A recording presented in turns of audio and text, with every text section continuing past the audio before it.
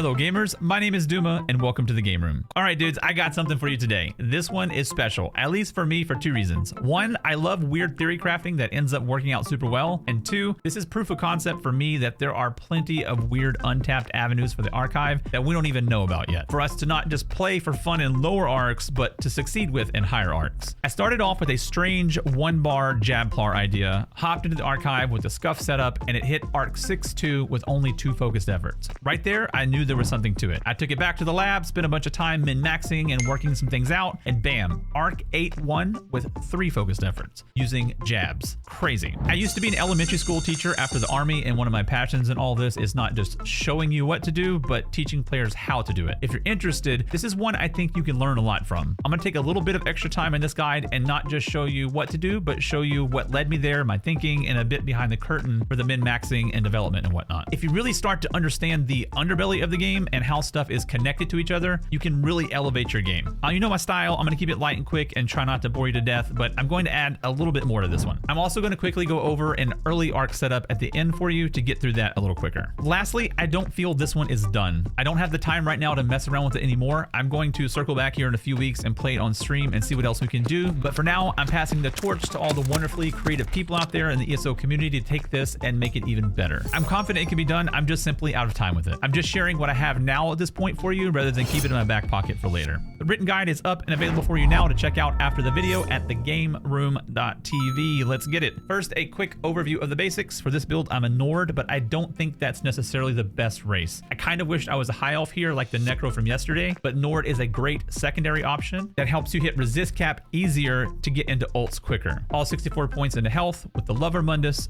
Bear Haunch food with tripods, and Vampire, which I'll discuss with you a bit later in the video. Okay, I want to show you this screenshot right here. This is from last week or so from stream playtesting the new Scuff Sork. Scuff Sork is a build exclusively focused on shock damage and proccing concussion. It reached a peak of getting it up to 65% concussion damage. This screenshot had me thinking for days about this concept of going all in on one status effect type, and I messed around with a bunch of squirrely setups using melee builds focused on sundered or diseased or just various weird things. The Templar primary damage source and its theme is magic damage. Jabs, Burning Light, Blazing Spear, Crescent Sweep, all that stuff is magic damage. Let's take a look at the status effect page from our website, which I'll link for you in the description as well. You can see here that all the single instant sources have really juicy secondary effects that are useful, such as minor maim from chilled, vulnerability from concussion, and so on. However, overcharge gives you minor Magicka Steal, which is nice, but like who cares, you know? No one's getting excited about that trying to min-max around it. And when it procs, it gives you 65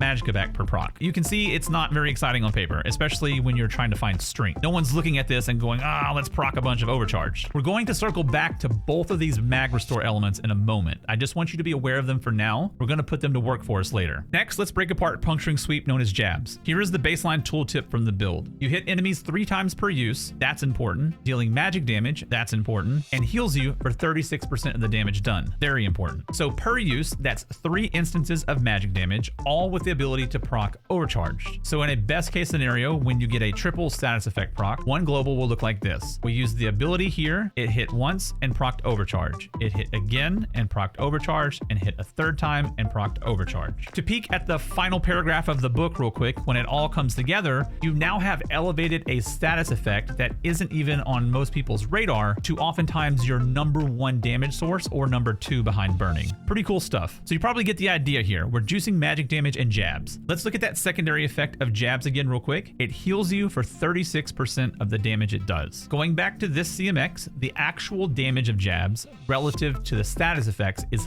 fully irrelevant. You can't compare something against something that's being boosted by literally thousands of % with focused efforts at some point.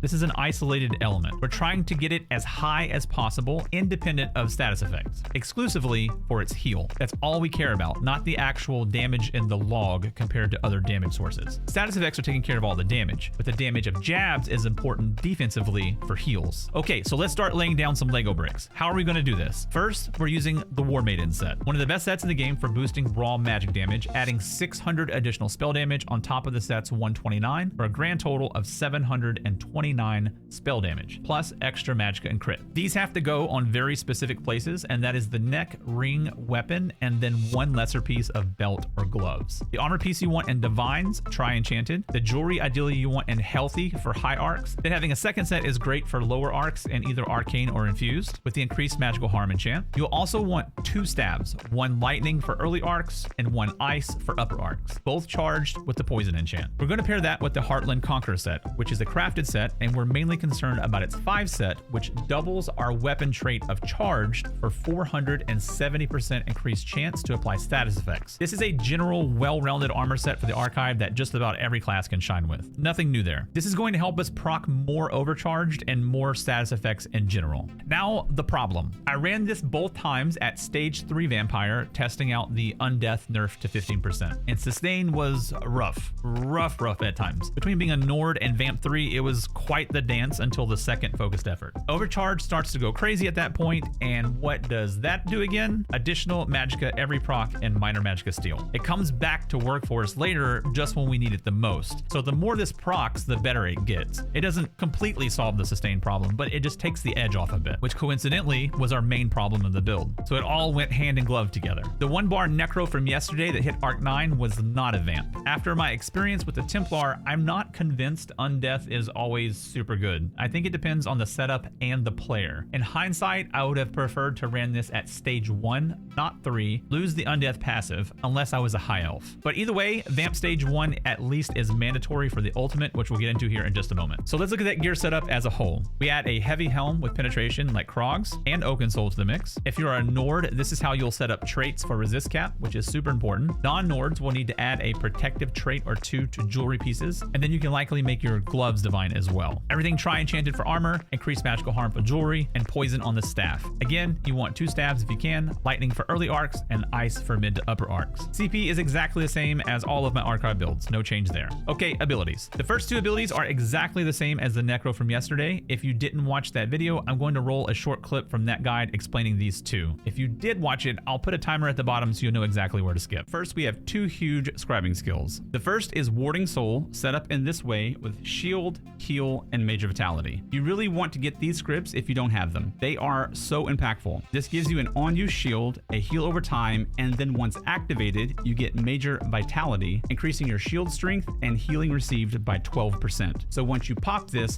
boom, the shield tooltip is now bigger, giving you an even bigger shield and juicing your healing. With 1 extended favor vision, this buff extends out to 16 seconds. Any more than 1 of these visions is overkill. You will for sure be using this more than once every 16 seconds. But having 1 extension is nice in those 1 to 2 sweaty second windows where you get CC'd or something at the end of the 10-second timer. We're using a Frost Staff due to the Tri-Focus passive, giving you a meaty shield on every heavy attack. In mid to upper arcs, you'll be weaving in intermittent heavies, 1 for sustain, 2 for ferocious support procs if you have that vision, and for constant shielding. Weaving in these heavies in between abilities is enough to literally face tank marauders at certain points. A little trick here for you that you can use in many panic areas is to simply hold down your attack button, do not let go, and right as you fling each snowball, tap your shield. This will give you a double shield every 2 globals, recover your mag use from your ability shield, and float you through most of the tough mechanics in the archive. Here it is on the Thoat Dragon. This little tactic completely shut down any stress it may have caused. Next is healing contingency set up in this way. I've been talking about this constantly for some months now. It's in my opinion that this is one of, if not the best defensive abilities in the game when used in the way that I use it. I know many will disagree, but again, we all play differently. This ability has elevated both many PvP builds on the channel and definitely the archive builds. Some of you have probably heard the explanation a dozen times now, so I won't put you through it again here, but if you haven't, I made a short video I'll link here for you, and I'll put in the description for you as well. Plus, you can see it in the gameplay VOD in the description. Even if you are experienced in ESO, if this ability is new for you, I cannot recommend enough that you check out that video, mainly the dodge roll section. This ability introduced some new ways to do some things, and the tooltip is not super evident on how to do them. Next, Entropy. I said either on stream or in another video, I'm leaning away from this ability this patch to make the builds a little less busy in upper arcs for the debuff prep as mobs are spawning. It can get intense, but it's just outrageously good for this content in general, and on this specific setup, it's extra valuable. First, if we look at a few healing logs, Entropy is just blowing everything out of the water in terms of healing done. It's just too good in that regard. If this is new to you, basically you spread this to as many enemies as you reasonably can, again. It lasts for 22 seconds, which is so long. It does magic damage, which is what we're consolidating as a damage source for the build, and it heals you for the full duration until the enemy dies. So it's proccing even more overcharge for us and healing us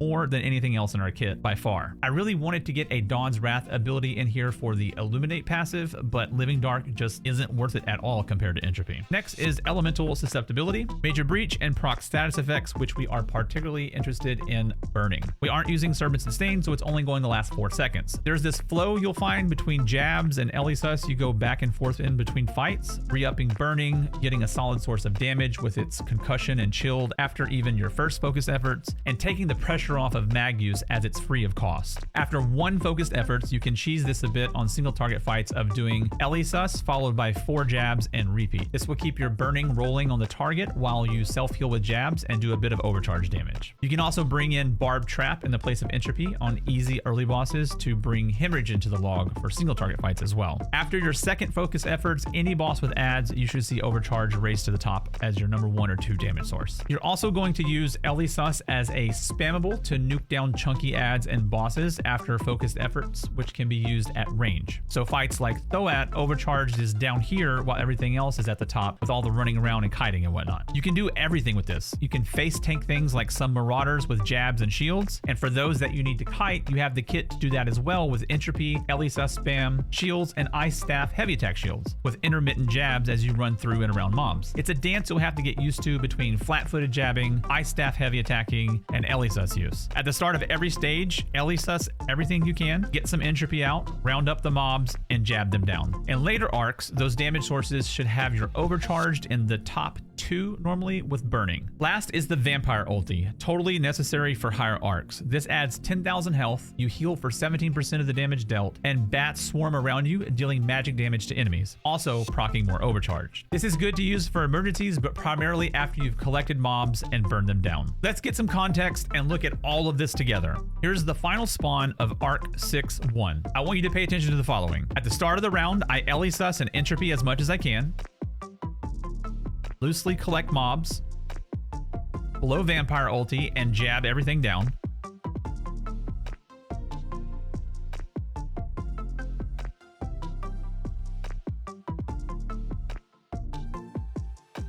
Then look how I prep coming out of Vampire, reapplying Entropy before it expires, so when my Vamp ult falls, I will have heals pouring in.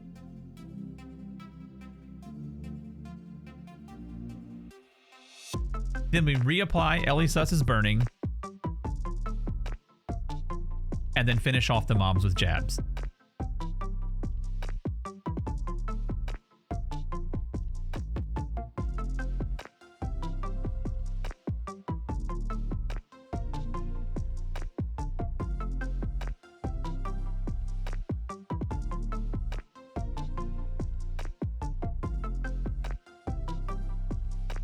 And there you go. This one was pretty cool. I had a blast with this one. Okay, let's take a quick look at an early arc setup to get through that faster. With this setup I'm about to show you, I was hitting arc 3 in about 30 minutes. And then on that note real quick, the build hit arc 8 in just over 4 hours with 3 focus efforts, which is good stuff there time-wise. Like I showed you in the Necro video, I've been dropping Heartland and throwing on a simple crafted set of Orders, Wrath, and Divines. Try Enchanted if you can. You can use a mix of medium and light. I use all medium here. A light monster set, like a backup Krogs and Divines.